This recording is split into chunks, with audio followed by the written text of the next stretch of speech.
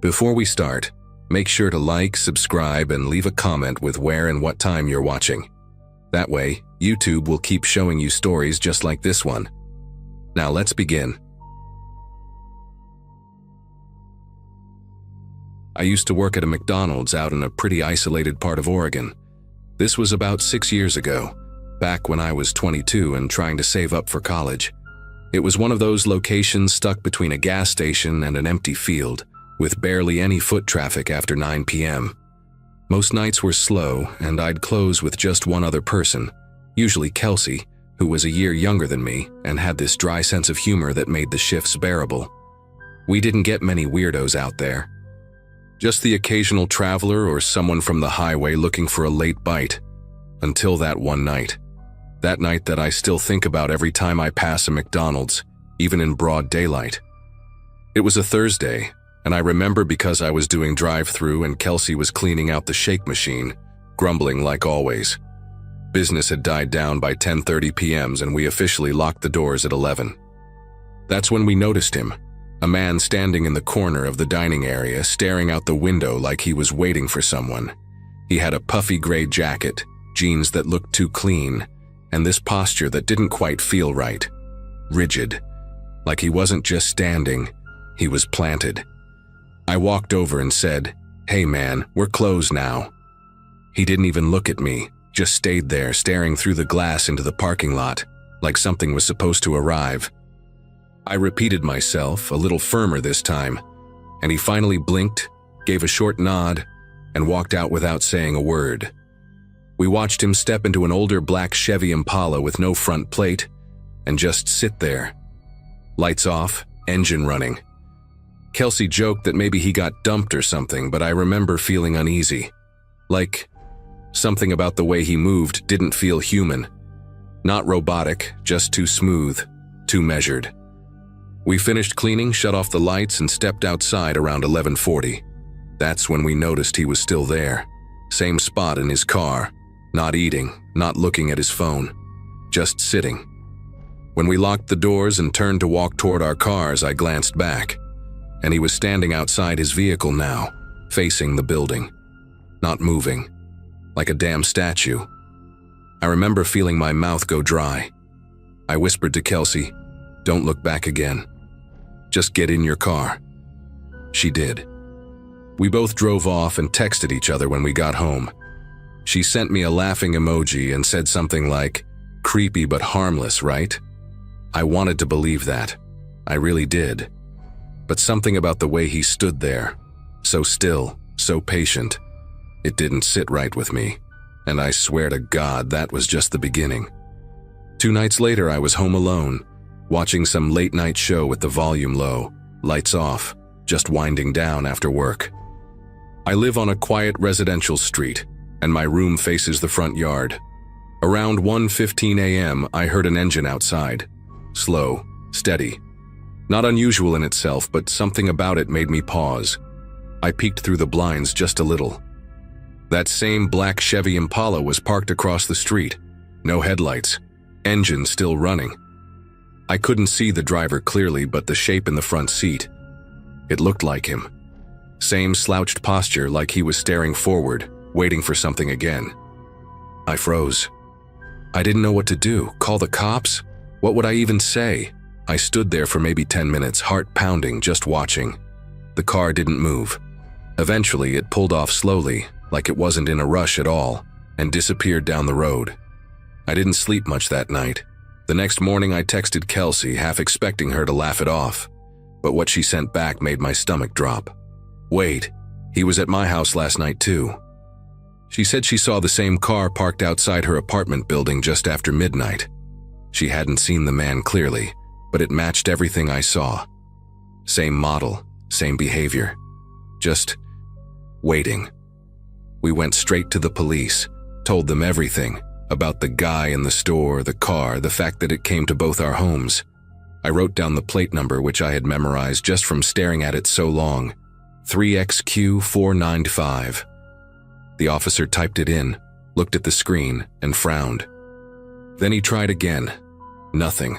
No match in the system. He told us maybe we misread it, maybe it was an out-of-state plate. but I knew what I saw. Kelsey knew too. It wasn't just some coincidence. This guy had followed both of us home on separate nights and wasn't doing anything, just watching. We switched shifts after that. Took daytime hours only. Manager didn't ask too many questions, probably assumed we were being dramatic. Weeks went by. No sign of the Impala, no creepy late-night visits. Just when I started to convince myself that maybe it was over, I came home one night to find a folded receipt on my doorstep. A McDonald's receipt. No name, no total. Just one line item printed in all caps. Waiting. I stared at it for so long I don't remember how much time passed. My front porch light had gone out sometime that week, and the darkness around me suddenly felt suffocating. Like I wasn't alone out there. I showed Kelsey the receipt the next day. Her reaction was quiet. Too quiet. She just held it for a while and then said, "I found the same thing 2 nights ago." Hers was tucked under her windshield wiper. Same format, same word. Waiting. No timestamp, no cashier name. Just that one word like it was meant for us specifically. At this point, we were done trying to convince ourselves it was some random drifter or local weirdo. This guy was organized, intentional. He didn't speak, didn't act out, but whatever he wanted, he wasn't letting it go. I started sleeping with the lights on, a kitchen knife on my nightstand, and my curtains drawn tight. 1 week later, something changed. It was a Friday, and I had the night off. Around 2 a.m., my motion sensor light clicked on in the front yard. I grabbed my phone and rushed to the window, but it had already shut off. I sat in silence for what felt like forever. Then I heard the softest tap on the glass. Not like a knock, just a slow, dragging tap, like someone running their fingers across the window pane. I jumped back and froze. After maybe a minute, I crept forward again and pulled the curtain back just a little. No one was there. But on the window, in the condensation, a single word was traced. Waiting.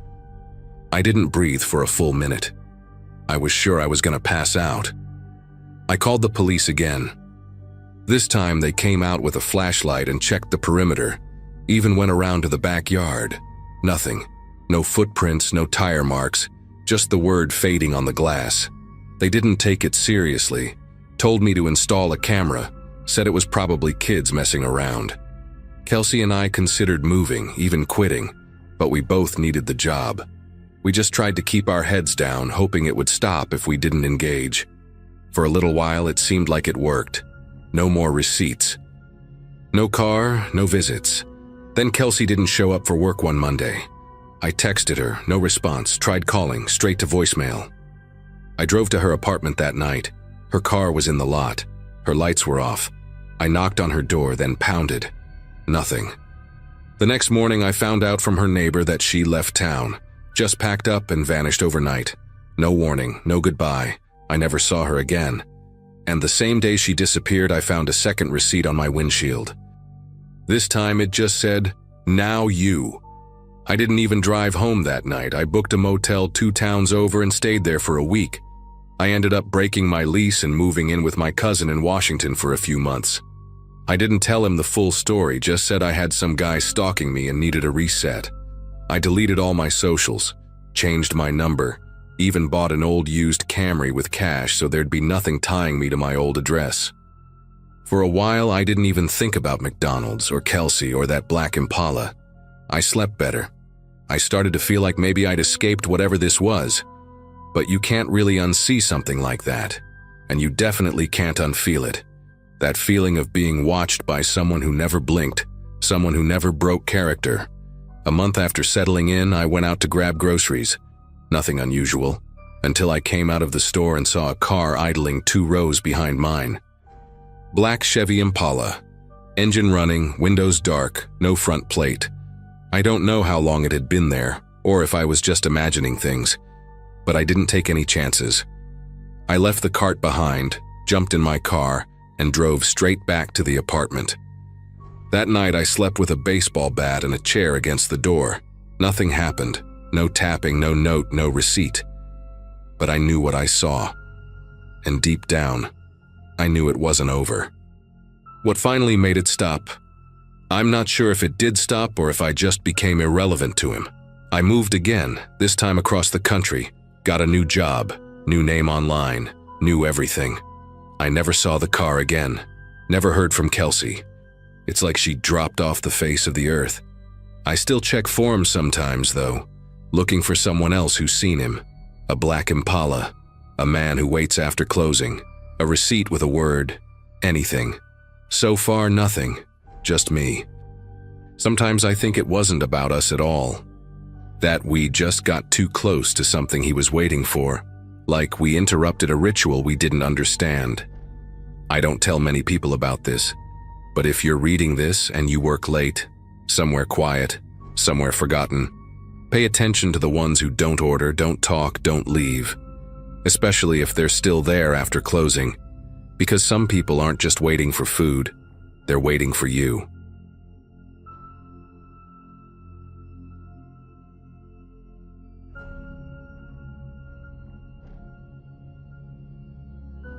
I used to work part-time at a small coffee shop just outside of Fort Collins, Colorado. It wasn't anything special, just your typical corner cafe with warm lighting, mismatched chairs, and the constant smell of burnt espresso. I was 17 back then, juggling school, early shifts, and community college prep. My manager, Lauren, was strict but fair, and most of the regulars were older folks or quiet college students. It was a slow Tuesday afternoon when everything happened. I still remember the exact time, 3:17 p.m., because I had just checked the clock, hoping for the end of my shift. That day there were only 3 of us working, me, Lauren, and this quiet new guy named Eli who had just started the week before. The place was nearly empty, just one guy in a booth with headphones and a laptop, sipping something iced. I was restocking cups behind the counter when the front door opened, and this man walked in. He was maybe late 30s, clean-shaven, dressed like he was going to a casual job interview. Gray slacks, navy blazer, no tie. At first glance, nothing stood out, but something about him felt too calm. His movements were deliberate, controlled. He didn't look around. He walked straight to the counter and said, "I'm here for the interview." I blinked. "Interview?" I asked, glancing toward Lauren, who had just stepped out of the back office with a clipboard in her hand. She furrowed her brow and came over. "We're not doing any interviews today," she told him politely but firmly. "Do you know who you spoke with?" The man just smiled slightly, almost like he was amused. "No problem," he said, his voice even. Then he reached into his jacket, pulled out a folded piece of paper, and placed it gently on the counter in front of me. "This is my resume," he said. "You'll see, I'm a great fit." Then he turned and walked out. No protest, no confusion. Just walked right out the door and down the sidewalk like it was the most normal thing in the world. I looked down at the paper, and I felt a chill crawl up my back before I even opened it. Something about the way he'd handed it to me. It wasn't normal. Lauren reached for it, unfolded it, and her face immediately drained of color. I watched her eyes scan the page, her mouth slightly open like she was about to say something but couldn't. "Whose idea of a joke is this?" she muttered. But she was already looking at me. I didn't understand at first, until she turned the paper around. My name was at the top of it. But it wasn't a resume. It was a full page of personal information. My full name, my high school, my schedule, the hours I worked each day, my phone number, even my home address. I just froze. My stomach dropped so fast it felt like the ground shifted underneath me. I couldn't stop staring at the sheet, like my brain needed extra time to process that this wasn't some prank or coincidence. Everything was correct, down to the hour I got off work on Tuesdays. Lauren pulled me aside immediately, her voice shaking a little, which only made it worse. She told Eli to lock the front door, flipped the open sign to closed, and grabbed her phone to call the police. I was trying to stay calm, but I could feel my hands starting to tremble. Someone had been watching me, closely, for a while. The cops arrived maybe 15 minutes later, but it felt like hours.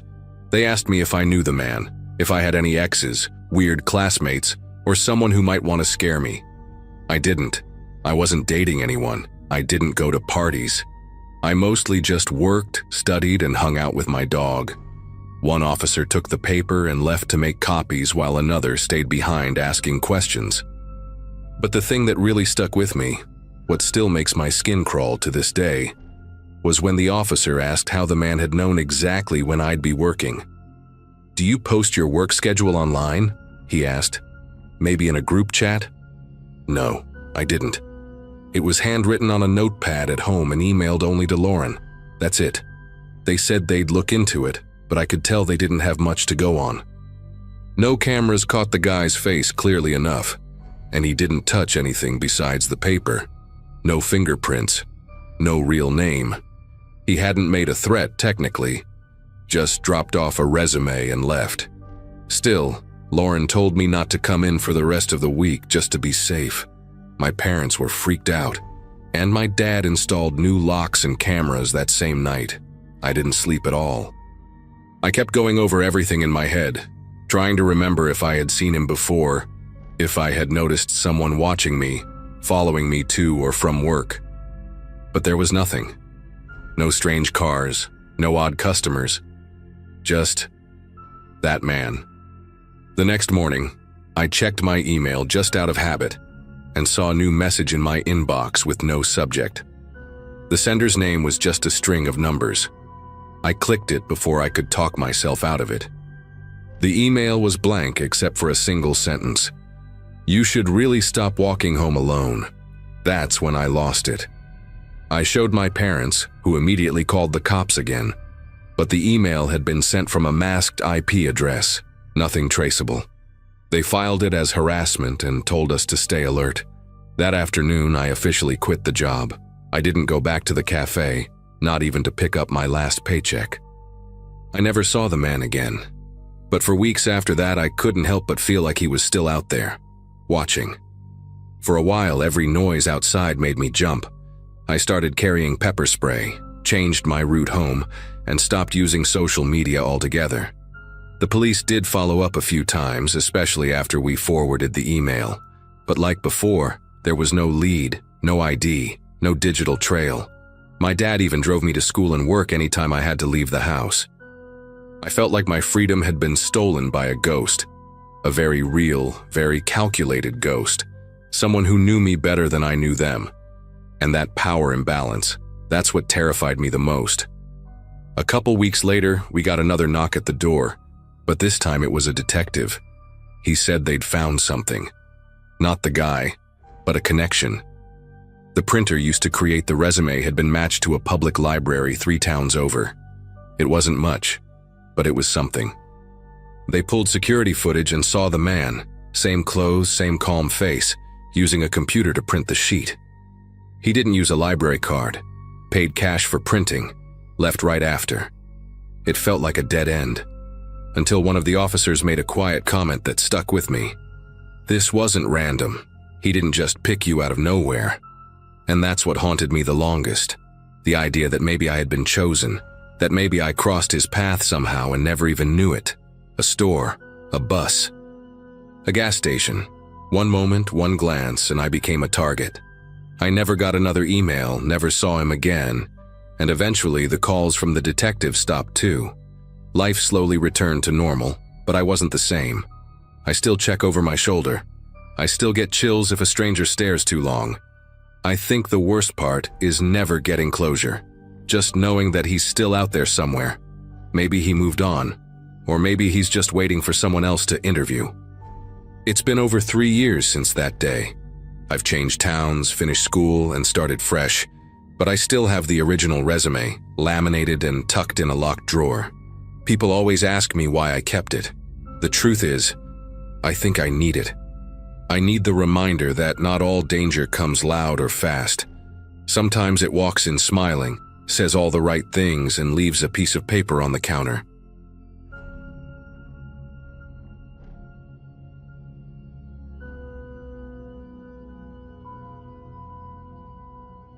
I used to work the late shift at a McDonald's just off Route 41 in Illinois. This was around late September of 2019, and I remember the exact timing because my college semester had just started, and I had picked up a few extra closing shifts to cover textbook costs. I was 21 back then, burnt out, underpaid, but decent at keeping my head down and doing the job. That night, I was one of the last people left on the floor. My manager, Krista, had gone to count the drawers in the back office, and I was wiping down the lobby tables, getting ready to close. Now, this location wasn't exactly glamorous. The building was a bit older, and things had a habit of sticking or jamming randomly. Like the ice cream machine, obviously, but also doors, drawers, soap dispensers. So when I noticed the customer bathroom door was locked and wouldn't budge, I didn't panic. We always check it at the end of the night, make sure no one's passed out or hiding in there. I figured maybe someone went in and didn't realize we were closing. I knocked lightly and called out, "Hey, we're closing up." No response. I knocked again, louder this time. Nothing. After the third knock, I crouched down to peek under the door. I couldn't see any feet, no shadows moving, no sounds of flushing or anything at all. Just silence. That's when it started to feel weird. I went to get the key from Krista, told her the door was locked but no one was answering. She raised an eyebrow, because we both knew no one had gone in there for at least 30 minutes. The last customer had left a while ago, and we hadn't seen anyone go back toward the restrooms. The security camera in the lobby faced that hallway. Krista actually pulled it up on the office monitor just to double check. No one had gone in since 10:13 p.m. It was 10:51 when I knocked. We tried the key, but the handle still wouldn't turn. It was like something was blocking it from the inside. Krista knocked this time, harder than I had. Still nothing. She called out, "If someone's in there, we're calling the police." Again, nothing. At that point, she looked at me, and I remember she said something like, "I don't want to deal with some drunk passed out in there again." She went ahead and made the call, just to be safe. I stood near the hallway while we waited, and I swear to God, I didn't hear a single movement from that room. Not a shuffle, not a cough, not even a creak from the toilet seat. Just this heavy, dead silence. When the officers arrived, two local guys, Officer Reynolds and a younger one named Jalen, they didn't seem too concerned at first. Reynolds made some joke about us being jumpy fast food workers, but when Krista explained that the door was locked from the inside and we'd confirmed no one had entered, his face changed. They asked if we had a master key. Krista handed it over again, and Reynolds tried it himself. Same result. The handle turned slightly but wouldn't open, like something was physically holding it shut. Eventually, they used some tool from the squad car to pop the lock. The second that door swung open, I felt something shift in the air. I don't know how else to explain it. It wasn't cold, not really, but it was like the air had been still for too long. The room was empty, no one inside. Not behind the door, not under the sink, not in the ceiling tiles. Just a coat. A long, dark blue trench coat, neatly draped over the toilet seat, almost like someone had folded it to sit down. And on the edge of the sink was a wallet. Thick, worn leather, the kind you imagine belongs to someone older, someone who's been carrying it for decades. Reynolds picked up the wallet with gloves and started looking through it. There was no ID inside, just some cash, mostly ones, and a few business cards so old the ink was smudged. One of the cards had the name Carl Whitmore on it, with a phone number that didn't even have an area code. The expiration dates on the credit cards were all from the early 2000s. None of the names matched anyone who'd ever worked there. Krista checked the employee system and even the night logs. Nothing. The wallet didn't belong to any staff member, and we hadn't had a Carl clock in, visit, or apply for anything. Not that week, not ever. But here's what really messed with me. When I glanced at the coat, just instinctively I guess, I noticed something sewn into the inside lining. A name tag. Faded, barely readable, but still there. Property of Carl Whitmore. Same as the card. Same as the wallet. It looked like a coat someone would have worn in the 80s. And the weirdest part? It was bone dry, not dusty, not musty, like it had just come off someone's back a minute ago. Reynolds even sniffed it and said, "This smells like cologne." Old school cologne, something my grandfather used to wear. After the initial search, they sealed off the bathroom and asked Krista if we had any kind of back entrance or crawl space someone could have used to slip out. We didn't. The bathroom was a small, single-user stall, no windows, and the only vent in the ceiling was too small for even a kid to climb through. I was standing just outside the doorway the entire time. No one came in, no one came out. Reynolds kept frowning, pacing like he was trying to force logic into something that just didn't make sense. Eventually, they reviewed the security footage in the office. Again. And again, no one went into that hallway after 10:13 p.m. What freaked me out most was watching the footage of myself standing outside the door. I looked totally normal, leaning against the wall, checking my phone. But right at 10:47 p.m., I glanced toward the door like I heard something. I don't remember that moment at all, not hearing anything. But on camera, I clearly looked up like someone said my name. I asked Krista if the cameras had audio. She said no. So whatever I thought I heard, it's lost to time. I didn't even realize I reacted to anything until I saw it on screen. That moment still sticks with me. Eventually, the officers took the wallet and coat in for evidence, though they didn't seem sure of what kind of report to even file. Unidentified belongings found in locked restrooms sounded like a stretch, even to them. They gave Krista a case number and left without much else. We finished closing and got out of there around midnight, but that whole walk to my car felt off. Like the shadows were stretching longer than they should, or like something was just a few feet behind me, waiting for me to turn around. I didn't. I got in my car and locked the doors before I even started the engine. I thought that would be the end of it. Just a weird night, nothing more. But the next morning, Krista texted me something that stopped me cold. She had gone in early to reset the store and grab some documents. The bathroom door locked again. This time from the inside, again. No one else had keys. No one else had access overnight. She ended up calling maintenance to remove the entire handle, and even then when she opened it, the coat was back. Same one. Neatly folded over the toilet. But the wallet? Gone. Krista swore she'd handed the coat and wallet over to the officers herself. We even double-checked the case number. It existed. There was a record of the call, the visit, everything. But when she tried to follow up to get an update, the officer assigned, Reynolds, wasn't listed on the system anymore. No one named Reynolds or Jalen matched any officer currently working in the department. HR said maybe she got the names wrong, but we both remembered them clearly. And the weirdest part? Krista said the trench coat smelled different the second time. This time it smelled like wet concrete and cigarettes. That same week I started having these dreams, always the same one. I'd be in the store alone after hours mopping the floor, when I'd hear someone knock from inside the bathroom. Just one knock, not loud, not frantic, just enough to make me freeze.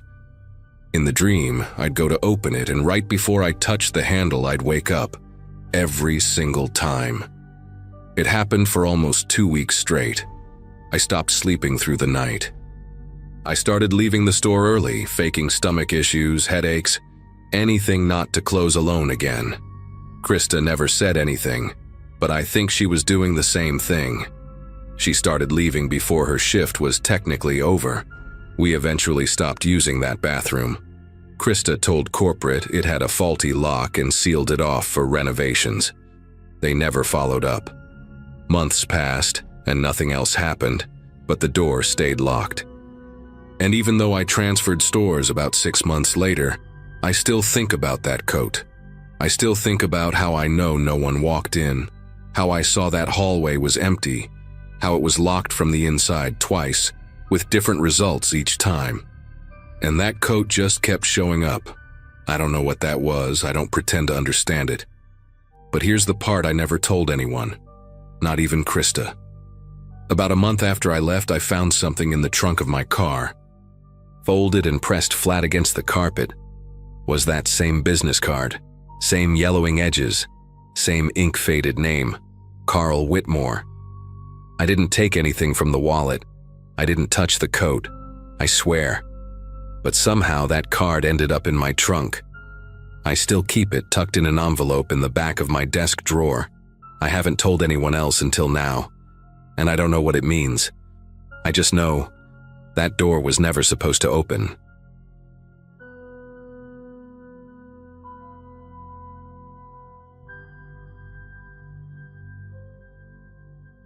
I was 19 when this happened. It was my second month working the evening shift at a small McDonald's off Route 12 in northern Illinois. It wasn't a big town, and our location sat at the edge of a strip mall that stayed pretty quiet most nights after 9 p.m. I was just another college dropout trying to make rent. Lived alone in a studio apartment above a laundromat, ate too many fries, and tried to keep my head down while saving up to get out of that town. Nights were usually slow, maybe a handful of customers between 8 and close. I liked it that way. Easy shift, familiar faces. That night, it was me, Gina on fries, and our shift manager, Rob. Rob was ex-military, super organized, always double-checking everything. Gina was hilarious, kept the back lively with her dumb impressions and constant humming. Around 9:20 p.m., I remember it clearly because I had just looked at the clock. A little kid walked in by himself. Couldn't have been older than 8 or 9. Small frame, skinny arms, oversized red hoodie with the sleeves halfway down his hands. Hood up. He didn't say much, just walked up to the counter real slow, head tilted down like he was shy or maybe nervous. I said something like, "Hey there, buddy, you all right?" No answer at first. He looked up just a bit, eyes kind of weird, like wide open but not scared. More like he was trying hard to look normal. He pointed to the menu above me and said in this flat little voice, "Can I get a small fries and a Sprite?" I remember that voice. It wasn't robotic, but it didn't match his face either. Too steady, too rehearsed. I glanced around the lobby, expecting to see a parent trailing behind him, maybe waiting by the door or outside, but there was nobody. Just the hum of the ice cream machine and a half-dead fly buzzing near the soda machine. Rob came out from the back just then to restock cups and saw the kid too. "Where's your mom or dad, champ?" he asked with a laugh. The boy didn't answer. Just stood there, hands in the kangaroo pocket of that red hoodie, not fidgeting, not blinking. Rob looked at me, shrugged, and said, "If he's got cash, just ring him up." The kid pulled a crumpled 5 from his pocket and handed it to me. His fingers were cold when they touched mine. I remember that too. Like, really cold, like he'd just come in from a freezer. I handed him his receipt and watched as he walked over to the far corner of the dining area, near the windows. He sat at the table closest to the emergency exit, still with his hood on, and just stared out into the parking lot. Gina brought his tray over, fries and Sprite, and said he didn't look at her or say anything when she placed it down. Just nodded once, really slow. We thought it was a little odd, sure, but it's not unheard of for kids that age to be shy or on the spectrum, and we didn't want to make a big deal out of it. But still, him being completely alone at that time of night started to gnaw at the back of my mind. About 20 minutes passed. A few more customers came and went. I glanced over at the table where the kid had been sitting, and the tray was still there, completely untouched. Fries cold, cup full, but the kid was gone. Not in the bathroom, not outside, not behind the counter. Rob went out the back door to check the dumpsters in case he wandered there. Nothing. It was like he vanished. No one had seen him leave. No ding from the exit door. No motion on the front sensor. He was just gone. We joked about it kind of nervously. Gina said, "Maybe he's a tiny ghost who just wanted junk food," trying to laugh it off, but I think we all felt that twinge of unease. We would have just written the whole thing off as weird if it hadn't been for the till coming up short later that night.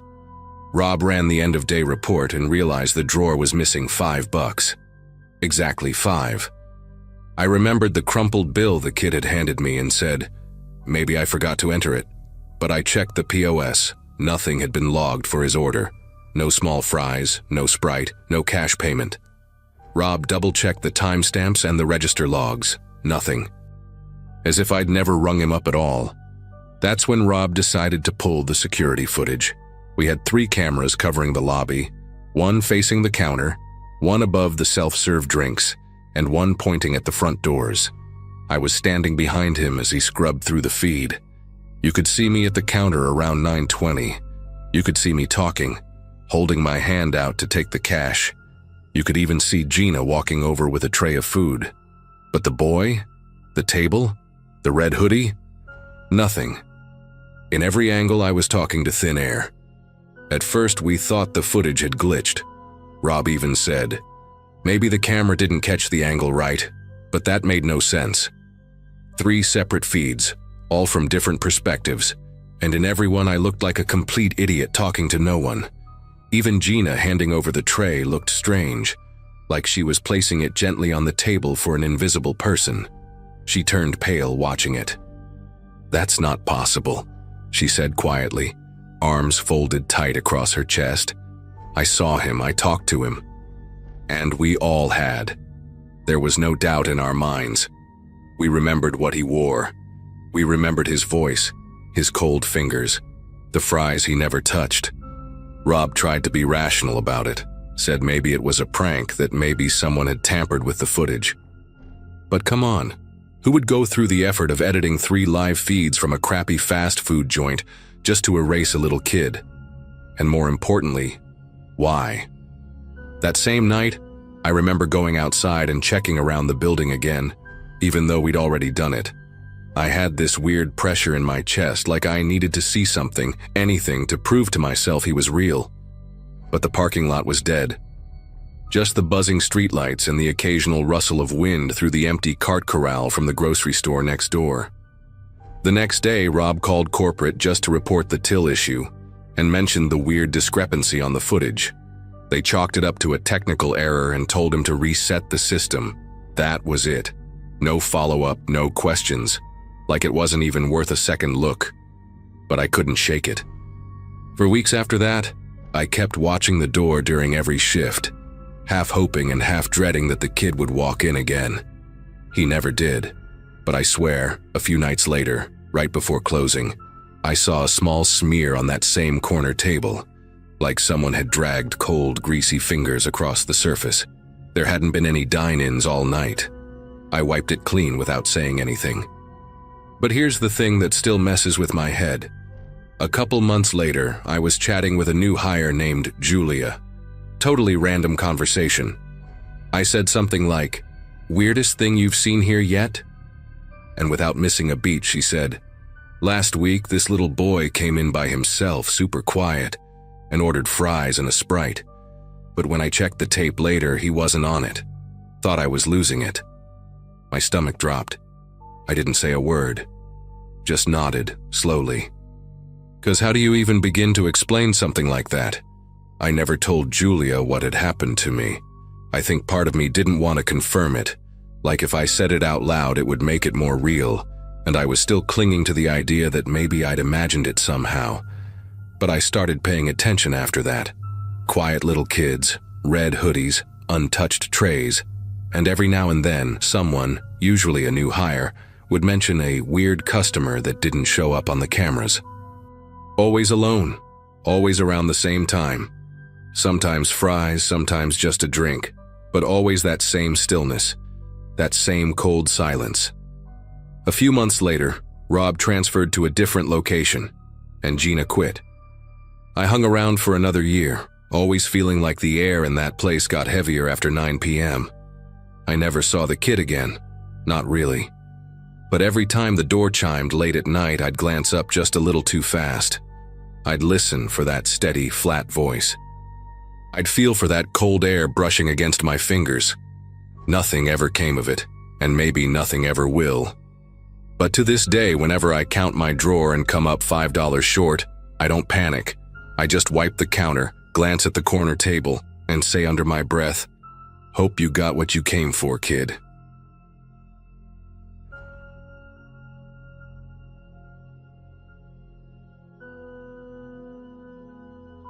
I used to work the closing shift at a McDonald's just outside Fort Worth, Texas. This happened in October 2022, right around the time when nights started getting darker earlier, and our store was starting to prep for the holiday staffing chaos. I was 23, living with 2 roommates and doing my best to save up to move out on my own. Nothing special. Just a typical mix of long hours, burnt fries, and regulars who treated the place like a second home. I worked front counter and handled the register, but at night we were usually down to a skeleton crew. That Friday, it was just me, Devin the manager, and a new girl named Riley who'd started a week before.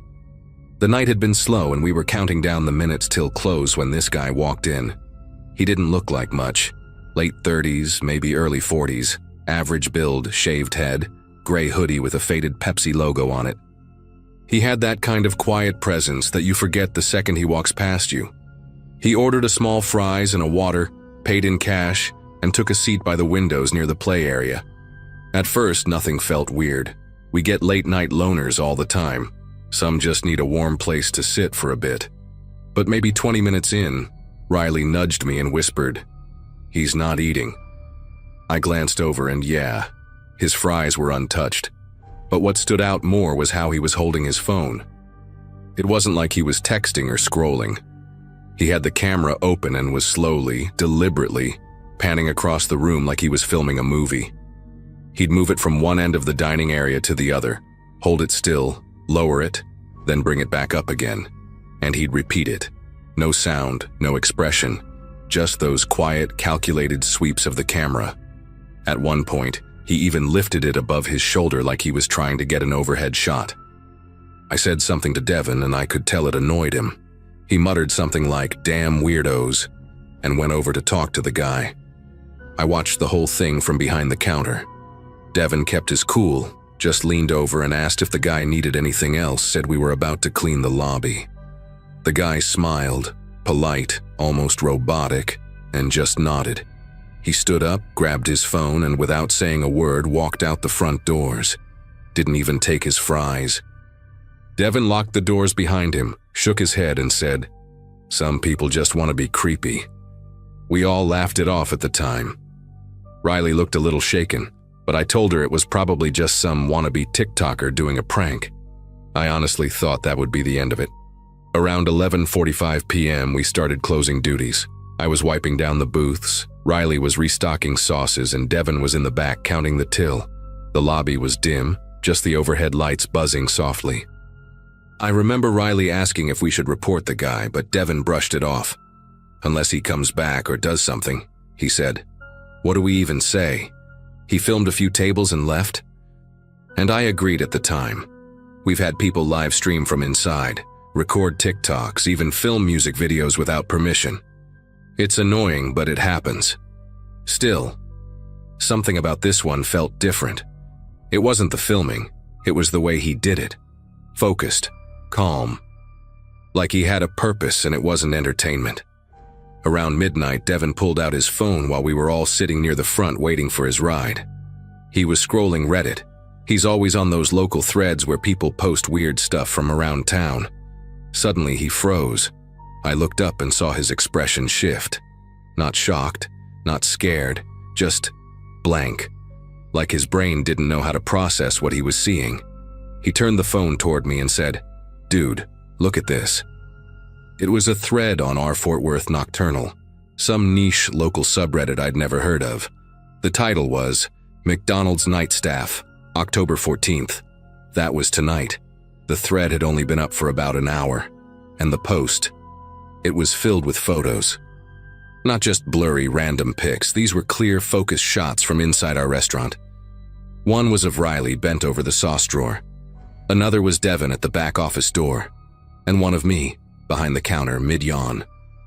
But what made it truly sickening was the captions. Each photo had our names under them. Riley, new, looks nervous. Devin, manager, keeps watch near the office. Kyle, works register, blinks slowly. That last one was me. That phrase hit me like a punch to the gut. Blink slowly? Who the hell notices something like that? We scrolled in silence. Each image had a weirdly intimate feel to it, like they weren't just taken from someone passing by. They were shot from angles that felt internal. One even looked like it was from the corner of the ceiling, like a security cam view. But we hadn't given out any footage. And besides, Our cameras don't even point that way. That's when Riley whispered, "How does he know our names?" Her voice was so quiet I barely caught it. Devin didn't respond. He was already dialing someone. I just stood there, phone in my hand, heart racing, staring at a picture of myself that I never knew was taken. Devin called our store's franchise supervisor, Alan, and left a voicemail explaining what we'd found. Then he pulled up the internal security feed on his phone, since the camera's back up to the cloud. We scrubbed through the last few hours, trying to match the angles in the Reddit post. That's when things got even stranger. The angles in the post didn't exist on our system. Not one. Our ceiling cams are fisheye, low-res, and time-stamped. These were clean, high-resolution stills, some clearly taken from waist level, and others from across the room, behind booths where no one had been. There was even one that looked like it had been taken from inside the kitchen, through the pass window, focused on Riley's face. None of us said it out loud at first, but we were all thinking the same thing. He must have filmed more than we realized, like, way more. Maybe he wasn't just casually sweeping the camera through the air. Maybe he had left something behind. Devin immediately started checking under booths and tables, while I retraced the guy's exact steps. He'd sat at the window table closest to the play area, so that's where I looked first. And sure enough, tucked just beneath the bench lip, taped so carefully it looked intentional, was a small black square, like a GoPro but thinner. A hidden camera. My stomach dropped. Riley gasped when I held it up. "That wasn't there before," she said. But I knew better. It had been recording the entire time. We didn't touch it after that. Devin took pictures and called the non-emergency police line. While we waited, we shut off all the lights except one in the back hallway. Nobody said much. The vibe had completely shifted, from creepy to straight-up violating. It wasn't just that he'd filmed us, it was how precise he was. Like he'd studied how to make us feel safe first. The quiet order, the polite nod, the uneaten fries. It was all part of something he'd done before. And if he'd uploaded those images so quickly, with our names attached, then he probably had done his homework long before ever walking through our doors. When the officer arrived, we showed him the camera and the Reddit post. He took our statements and said cybercrimes would likely get involved. The camera was bagged up for evidence, and he told us not to talk about the thread online just yet.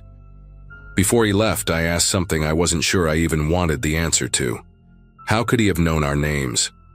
The officer paused, then said, "You wear name tags, right?"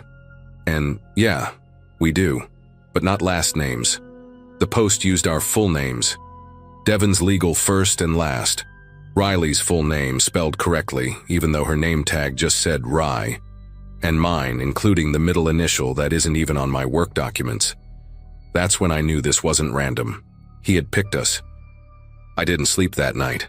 None of us did. Riley texted me around 3 a.m. saying the post had been taken down, completely wiped.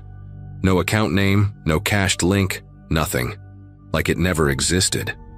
Devin said he reported it earlier, but it was the speed that freaked us out. Reddit mods don't usually move that fast unless something serious is flagged. And even then, the account should have still shown up. But this one, gone. Vanished without a trace. And not just the post, all of the guy's activity. There was no user history, no comments, no trail. Just that thread we had seen together, and now couldn't prove. The following week, corporate sent out a memo telling all stores to do nightly sweeps for unauthorized equipment. Apparently, something similar had happened at a location in Oklahoma. Same method. Quiet man, camera left behind, footage uploaded under a local subreddit. But in that case, the images weren't just of employees. They included kids in the play area. That's when it really hit me that this wasn't about us specifically. It was a pattern.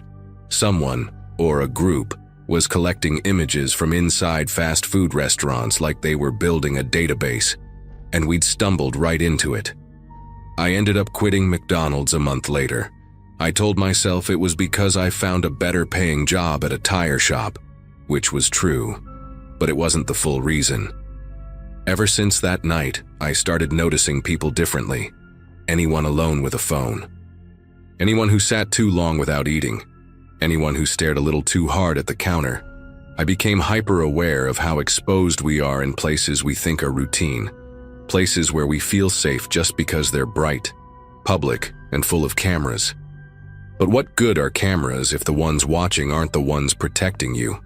Sometimes I still check that subreddit out of habit, just in case something new pops up. I haven't seen anything since, but I also haven't gone back to that McDonald's. I'm not scared exactly, just unsettled. Like I'm waiting for the other shoe to drop, for another photo to surface years later with me in the background. Or worse, someone I know. If there's one thing I've learned, it's that people like him don't stop. They just get better at hiding, and I don't think he ever cared if we saw him that night. I think he wanted us to. Because maybe the filming wasn't the scariest part. Maybe it was the fact that, even now, I still don't know what he was really doing with our faces.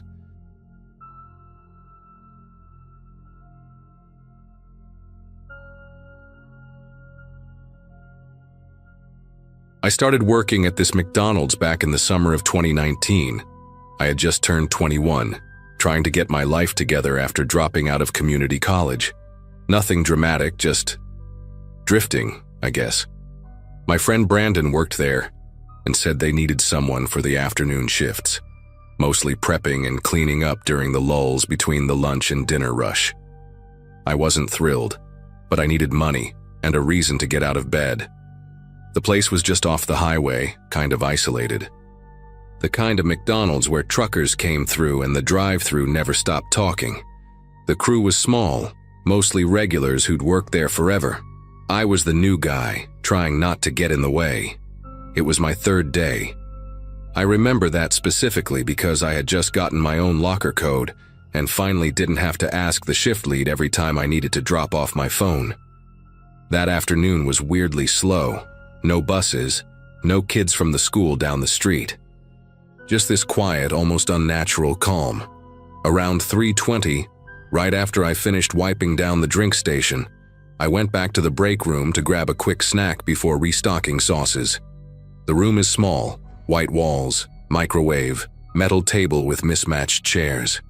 One corner has lockers, the other a grimy bulletin board with faded coupons and employee of the month photos no one looks at. When I opened the door, there was this man already sitting at the table.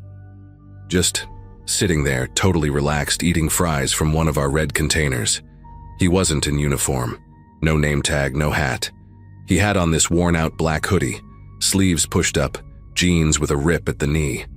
His boots looked like something you'd wear on a construction site. What got me was how calm he looked, like he belonged there, like it was his break, not mine. He didn't look up, didn't say a word, just dipped a fry in ketchup, slowly, methodically. His fingers were long and kind of pale, and I remember thinking his nails were weirdly clean for someone who looked so rough. I stood there for maybe 2 seconds, kind of confused. I figured maybe he was a new hire I hadn't met yet. That happens sometimes, shifts not overlapping, so I nodded awkwardly and went to grab my chips from the locker. But as I turned the dial, something felt off. Like a tiny thread in my brain started tugging. I looked at him again, and I realized I'd seen the full schedule during orientation.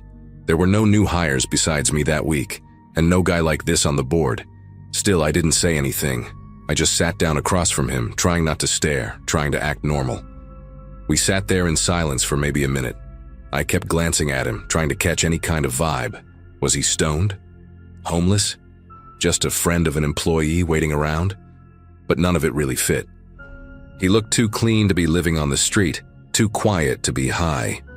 He didn't make eye contact once, just kept eating those fries like it was the only thing keeping him grounded in reality.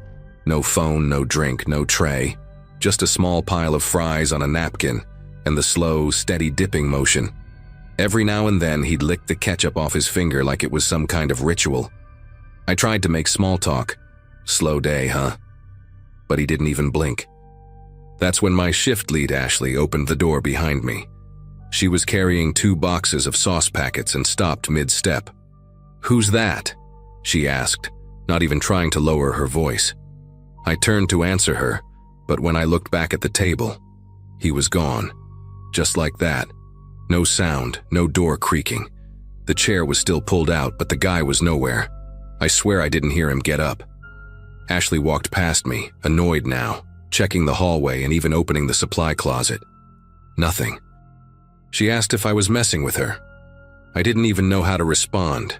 We pulled up the security cam from the break room about 15 minutes later, because I couldn't let it go. I needed to prove to myself I hadn't hallucinated. The camera's this cheap little thing mounted above the microwave covering most of the room. We fast-forwarded through the last half hour, and there was nothing. You can literally see me walk in, standing there looking confused. You can see me sit down, talking to myself, but there's no one at the table. No man, no fries. The chair across from me never moves. Ashley just stared at the screen, then at me, and said, "Okay, that's officially creepy." I started asking around after that. Quietly, just to the older employees. Ron, who worked mornings, said that once, back in 2015, a customer walked into the bathroom and came out 5 minutes later asking if we were filming a commercial. Said he saw some guy in the mirror behind him wearing different clothes, but no one was there when he turned around. Then there was Jamie, who's been doing closing shifts for years. She told me there used to be this rumor about a dude who lived behind the dumpster and would sneak in through the back when it rained, but she never actually saw him. Everyone kind of laughed it off, but the next few days, I noticed people weren't using the break room as much. Some even brought folding chairs out front during their breaks. I stopped going in there altogether. About a week later, I got scheduled for a double shift because 2 people called out. Around 2 p.m., I was on my feet for hours, exhausted, so I decided to risk it and go into the break room for just a 5-minute breather. I figured maybe I was just stressed last time, maybe I imagined it, maybe something glitched with the cameras. I opened the door slowly, half expecting something, but it was empty. Lights off, air a little too still. I sat at the table and pulled out my sandwich. As I unwrapped it, I noticed something sitting on the chair across from me. One of our red fry containers, empty, just the faint smudge of ketchup at the bottom. I froze. It hadn't been there when I came in, I know that. I would have seen it. I looked around the room, stood up, checked the hallway again. Nothing, not a sound. I touched the container, still warm. And that was it. That was all I needed. I threw my sandwich back in my bag, walked right out, and clocked out early for the first and only time I ever worked there. I didn't say anything to the manager. I didn't care. Something was wrong with that room. Not haunted, not cursed, just wrong. Like it operated on its own rules when no one was paying attention. A few months later, I quit for good. Got a delivery job, started night classes again, moved on. But I never forgot that day. I still think about the way that guy sat there like it was his space, like we were intruding. Sometimes I wonder if anyone else ever really saw him, or if maybe he only shows up when someone new walks in, like he's waiting for someone who doesn't know better. I've gone through every possibility, hallucination, sleep deprivation, prank, but none of them explain how that fry container showed up warm in an empty room. I don't have a big dramatic ending here. No exorcism, no confrontation, no answers. Just this quiet, heavy feeling that something was watching me back then. Something that didn't need to open doors, didn't need to speak, and maybe never left. If you're ever working at a McDonald's off the highway, and you walk into the break room and see a man sitting there eating fries with no uniform, don't sit down. Don't say anything. Just turn around and leave. Some seats aren't meant to be shared.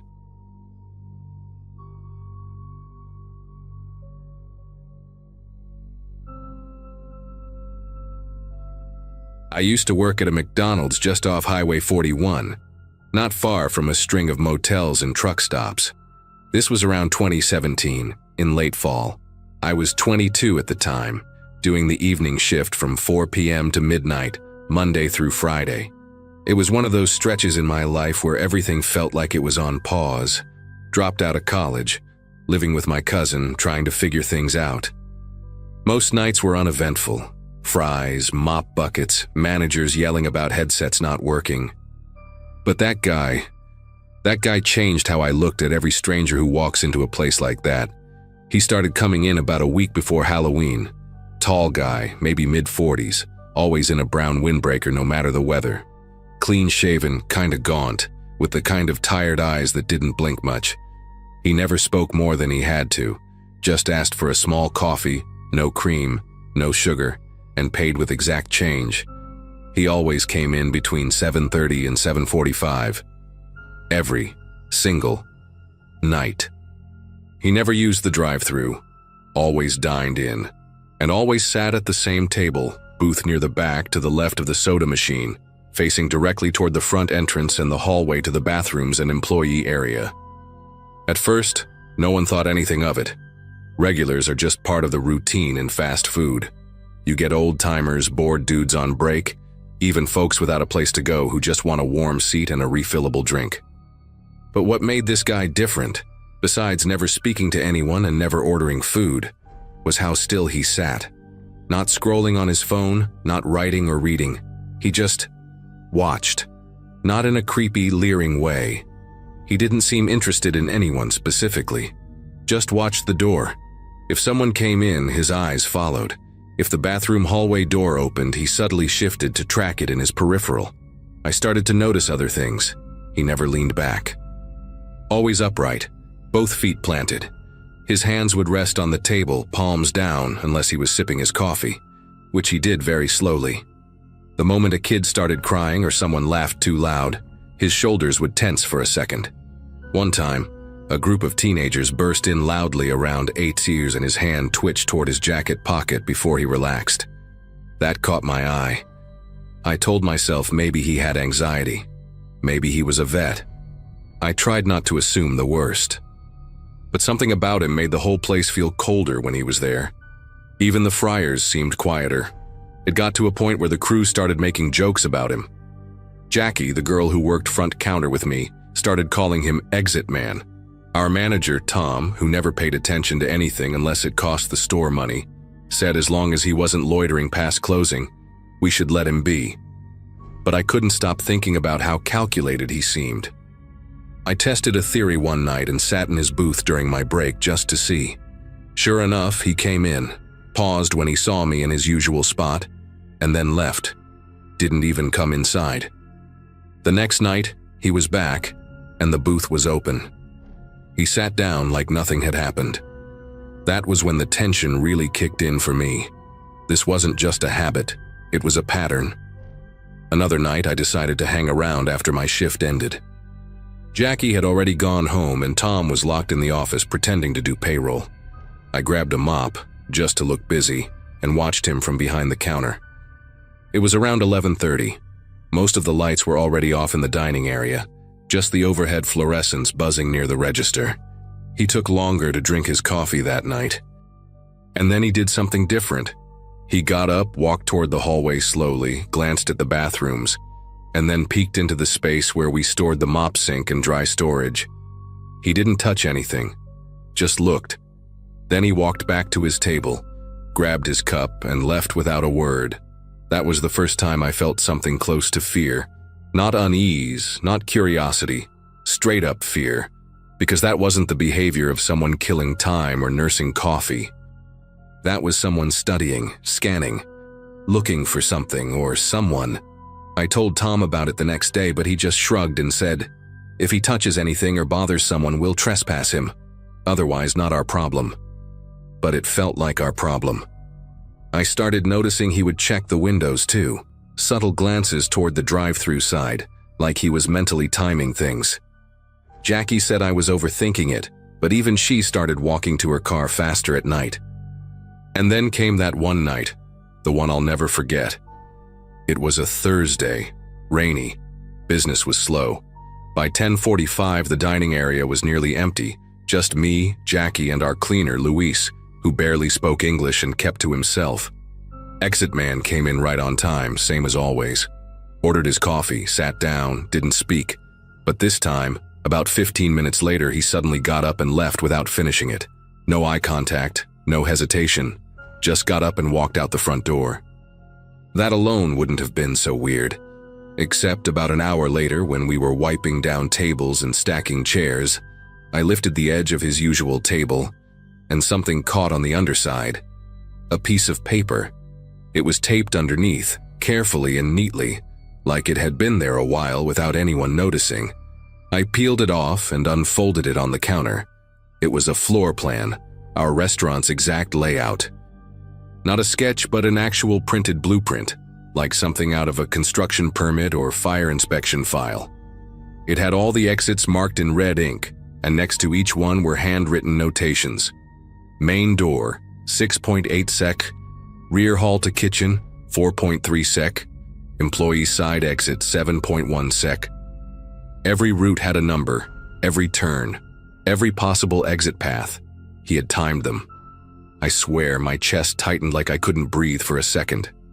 Jackie just stood there frozen. I remember her whispering, "What the hell is this?" over and over. We immediately called Tom, who actually came out of the office for once. He took one look at the paper and called corporate.